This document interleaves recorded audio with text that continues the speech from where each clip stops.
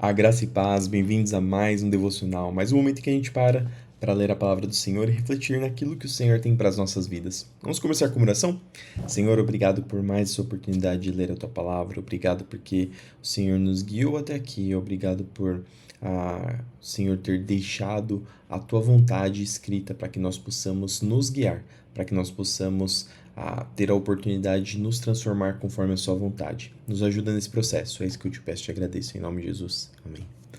Vamos para o texto de hoje, que se encontra lá em 2 Reis 18.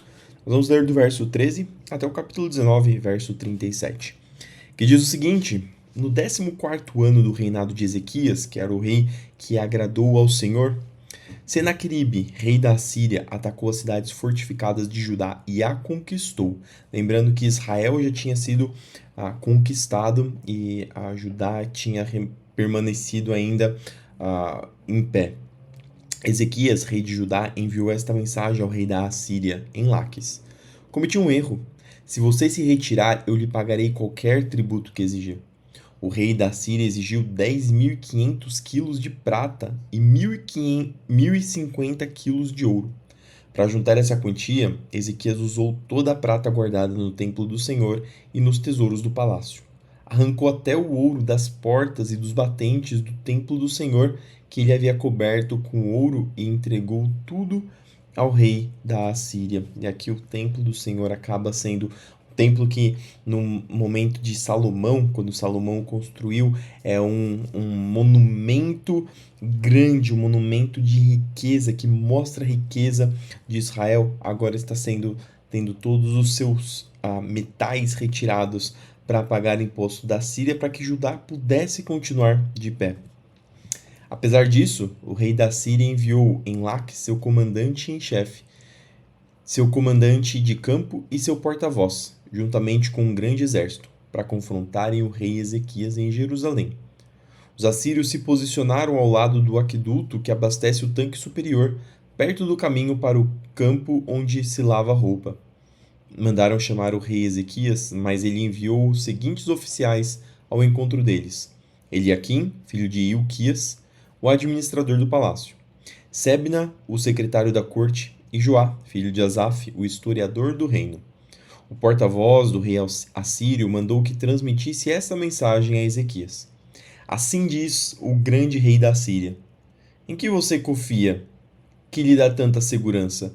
Pensa que meras palavras podem substituir experiência e força militar? Com quem você conta para se rebelar contra mim? Com o Egito? Se você se apoiar no Egito, ele será como um junco que se quebra sobre seu peso e perfura sua mão. O faraó, rei do Egito, não é digno de confiança nenhuma. Talvez vocês digam: confiamos no Senhor, nosso Deus. Mas não foi a ele que Ezequias insultou?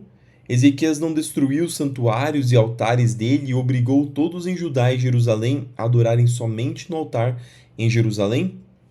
Olha aqui, mesmo o rei da Síria, mesmo os inimigos de Judá estão acusando que o rei de Judá não fez tudo que agradava ao Senhor.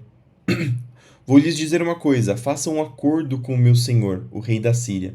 Eu lhes darei 2.000 cavalos se forem capazes de encontrar homens em número suficiente para montá-los. Com seu exército minúsculo, como podem pensar em desafiar até o contingente mais fraco do exército de meu senhor, mesmo com a ajuda dos carros de guerra e dos cavaleiros do Egito? Além disso, imaginam que invadimos sua terra sem a direção do Senhor? Foi o próprio Senhor que nos disse: ataquem essa terra e destruam-na. Então Eliaquim, filho de Hilquias, Sebna e Joá disseram ao porta-voz: por favor, fale conosco em aramaico, pois entendemos bem essa língua. Não fale em hebraico, pois o povo sobre o muro o ouvirá. O porta-voz, no entanto, respondeu: vocês pensam que meu senhor enviou essa mensagem apenas para vocês e para o seu senhor? Ele quer que todo o povo a ouça, pois quando cercarmos essa cidade, eles sofrerão junto com vocês. Ficarão tão famintos e sedentos que comerão as próprias fezes e beberão a própria urina. Então o porta-voz se levantou e gritou em hebraico: ouçam esta mensagem do grande rei da Assíria. Assim diz o rei: não deixem que Ezequias os engane, ele jamais será capaz de livrá-los de meu poder. Não deixe que eles o convençam a confiar no Senhor, dizendo: certamente o Senhor nos livrará, esta cidade jamais cairá nas mãos do rei da Assíria. Não dê ouvidos a Ezequias. Essas são as condições que o rei da Assíria oferece. Façam as pazes comigo, abram as portas e saiam. Então cada um de vocês continuará a comer de sua própria videira e de sua própria figueira, e a beber de seu próprio poço. Depois providenciarei que sejam levados a outra terra como esta, uma terra com cereais e vinho novo, com pão e vinhedos, com olivais e mel. Escolham a vida e não a morte. Não deem ouvido a Ezequias quando ele tentar enganá-los, dizendo: o Senhor nos livrará. Acaso os deuses de alguma outra nação livraram seu povo do rei da Síria? O que aconteceu aos deuses de Amate e de Arpade? E quanto aos deuses de Sefarvaim, de Rena e de Iva? Acaso algum deus livrou Samaria de meu poder? Qual dos deuses de qualquer nação foi capaz de livrar seu povo do meu poder? O que os faz pensar que o Senhor pode livrar Jerusalém de minhas mãos? Mas o povo permaneceu em silêncio e não disse uma palavra sequer, pois Ezequias havia ordenado: não lhes respondam. Então Eliaquim, filho de Hilquias, administrador do palácio, Sebna, secretário da corte, e Joá, filho de Asaf, historiador do reino, voltaram a Ezequias. Rasgaram suas roupas e foram contar ao rei o que o porta-voz tinha dito. Quando o rei Ezequias ouviu esse relato, rasgou as roupas, vestiu-se em panos de saco e entrou no templo do Senhor. Enviou Eliaquim, o administrador do palácio, Sebna, o secretário da corte e os principais sacerdotes, todos vestidos com pano de saco, ao profeta Isaías, filho de Amós. Eles lhe disseram: assim diz o rei Ezequias, hoje é um dia de angústia, insulto e humilhação. É como quando a criança está prestes a nascer, mas a mãe não tem forças para dar à luz. Contudo, talvez o Senhor, seu Deus, tenha ouvido o porta-voz que o rei da Síria enviou para desafiar o Deus vivo e o castigue por suas palavras. Por favor, ore por nós que restamos. Depois que os oficiais do rei Ezequias transmitiram a mensagem ao profeta Isaías, ele respondeu: digam ao rei que assim diz o Senhor: não se assuste com os insultos que os mensageiros do rei da Síria lançaram contra mim. Ouça, eu mesmo agirei contra o rei da Assíria, e ele receberá notícias que o farão voltar para sua terra. Ali eu providenciarei que ele seja morto à espada. Enquanto isso, o porta-voz partiu de Jerusalém e foi consultar o rei da Síria, pois tinha sido informado de que o rei havia deixado Laques e estava atacando Libna. Logo depois, o rei Senaqueribe recebeu a notícia de que Tiraca, rei da Etiópia, havia saído com seu exército para lutar contra ele. Então enviou seus homens de volta a Ezequias em Jerusalém com a seguinte mensagem: esta é uma mensagem para Ezequias, rei de Judá. Não deixe que seu Deus, em quem você confia, o engane com promessas de que Jerusalém não será conquistada pelo rei da Assíria. Você sabe muito bem o que os reis da Assíria fizeram por onde passaram. Destruíram completamente todos que atravessaram seu caminho. Quem é você para escapar? Acaso os deuses de outras nações, como Gozã, Harã, Rezef e o povo de Éden, que estava em Telassar, as livraram? Meus antecessores destruíram todos eles. O que aconteceu ao rei de Ramate e ao rei de Arpade? O que aconteceu aos reis de Sefarvaim, de Rena e de Iva? Depois que Ezequias recebeu a carta dos mensageiros e a leu, subiu ao templo do Senhor e a estendeu diante do Senhor. Então Ezequias fez esta oração na presença do Senhor: ó Senhor, o Deus de Israel, que estás entronizado entre os querubins, só tu és Deus de todos os reinos da terra. Sim, tu criaste os céus e a terra. Inclina teus ouvidos, ó Senhor, e ouve. Abre teus olhos, ó Senhor, e vê. Ouve as palavras com as quais Senaqueribe desafia o Deus vivo. É verdade, Senhor, que os reis da Síria destruíram todas essas nações, lançaram os deuses dessas nações no fogo e os queimaram. É claro que os assírios conseguiram destruí-los. Não eram deuses de verdade, mas apenas ídolos de madeira e pedra moldada por mãos humanas. Agora, Senhor, nosso Deus, salva-nos do poder desse rei. Então todos os reinos da terra saberão que somente tu, Senhor, és Deus. Então Isaías, filho de Amós, enviou essa mensagem a Ezequias: assim diz o Senhor, o Deus de Israel: ouvi sua oração a respeito de Senaqueribe, rei da Assíria. E o Senhor proferiu esta palavra contra ele: A filha virgem de Sião o despreza e ri de você. A filha de Jerusalém balança a cabeça com desdém quando você foge. A quem você desafiou e de quem zombou? Contra quem levantou a voz? Para quem olhou com arrogância? Para o Santo de Israel. Por meio de seus mensageiros desafiou o Senhor. Disse: Com meus numerosos carros de guerra conquistei os montes mais elevados, sim, os picos mais remotos do Líbano. Cortei seus cedros mais altos e seus melhores ciprestes. Cheguei às suas regiões mais distantes e explorei suas florestas mais densas. Cavei poços em muitas terras estrangeiras e me refresquei com sua água. Com a sola do meu pé sequei todos os rios do Egito. Mas você não sabe, eu decidi tudo isso há muito tempo. Planejei essas coisas no passado distante e agora as realizo. Planejei que você transformaria cidades fortificadas em montes de escombros. Por isso seus habitantes perdem as forças e ficam assustados e envergonhados. São frágeis como a relva, indefesos como o broto verdes e tenros. São como o capim que surge no telhado, queimado antes mesmo de crescer. Mas eu o conheço bem, sei onde está e sei de suas idas e vindas. Sei como se enfureceu contra mim, e por causa de sua raiva contra mim e de sua arrogância que eu mesmo ouvi, porei minha argola em seu nariz e meu freio em sua boca. E eu o farei voltar pelo mesmo caminho por onde veio. Então Isaías disse a Ezequias: Esta é a prova de que minhas palavras são verdadeiras. Neste ano vocês comerão somente o que crescer por si, e no ano seguinte o que brotar disso. Mas no terceiro ano, semeiem e colham. Cuidem de suas videiras e comam de seus frutos. Vocês que restarem em Judá, os que escaparem da destruição, lançarão raízes em seu próprio solo, crescerão e darão frutos, pois um remanescente de meu povo sairá de Jerusalém, um grupo de sobreviventes partirá do Monte Sião. O zelo do Senhor dos Exércitos fará com que isso aconteça. E assim diz o Senhor a respeito do rei da Síria: Seus exércitos não entrarão em Jerusalém, nem dispararão contra ela uma só flecha. Não marcharão com escudos fora de suas portas, nem construirão rampas de terra contra seus muros.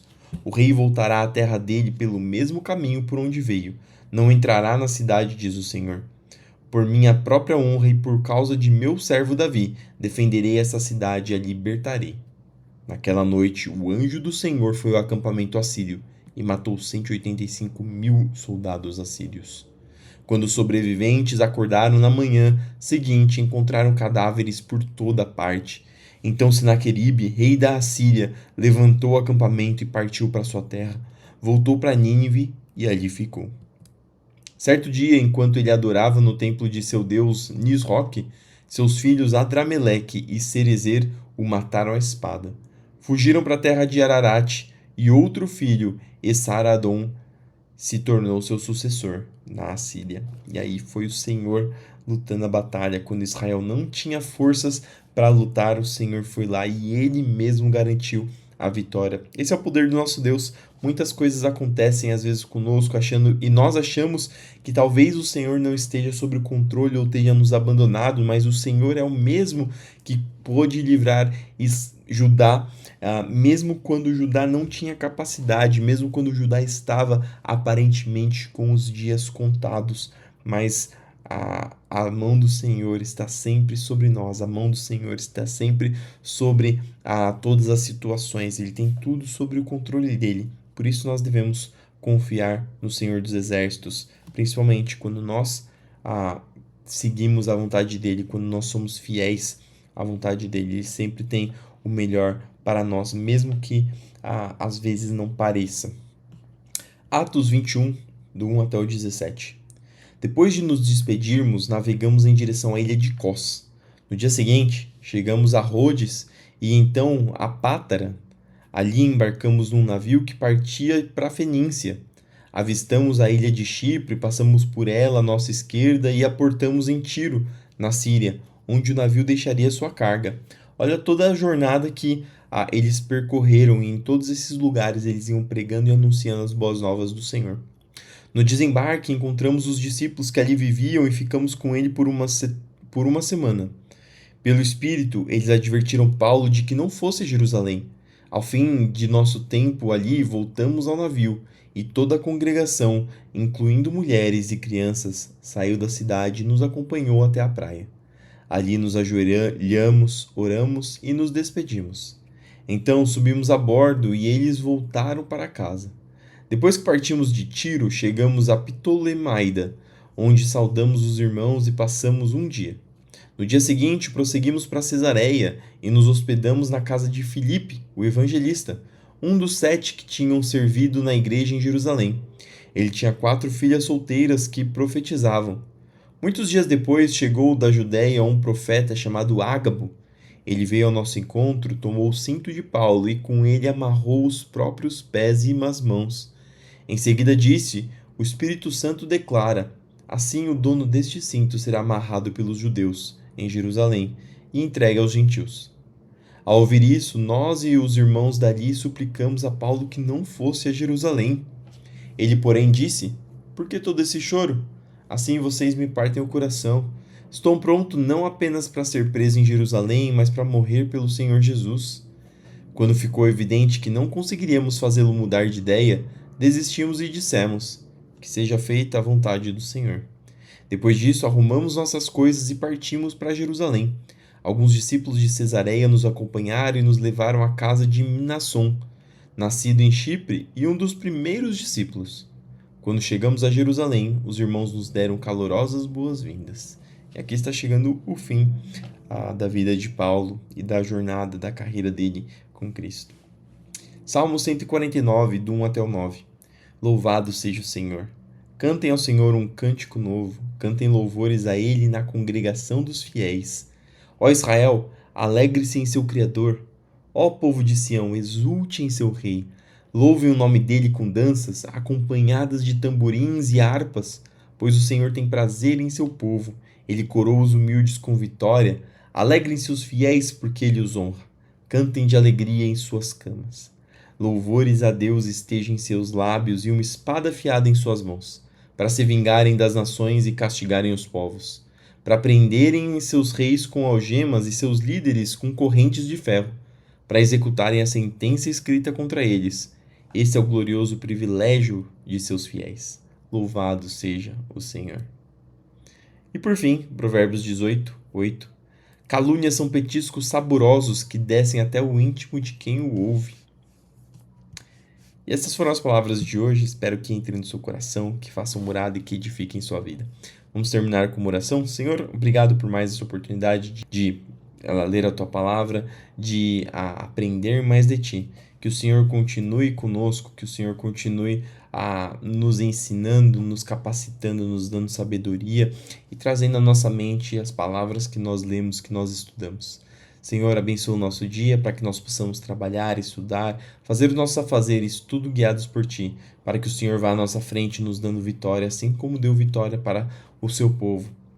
Senhor, abençoa aqueles que estão doentes, enfermos, para que eles possam se recuperar, para que eles possam receber a sua mão de conforto, consolo, para que eles possam ter, Senhor, recobrar as suas energias, as suas forças para saírem do hospital.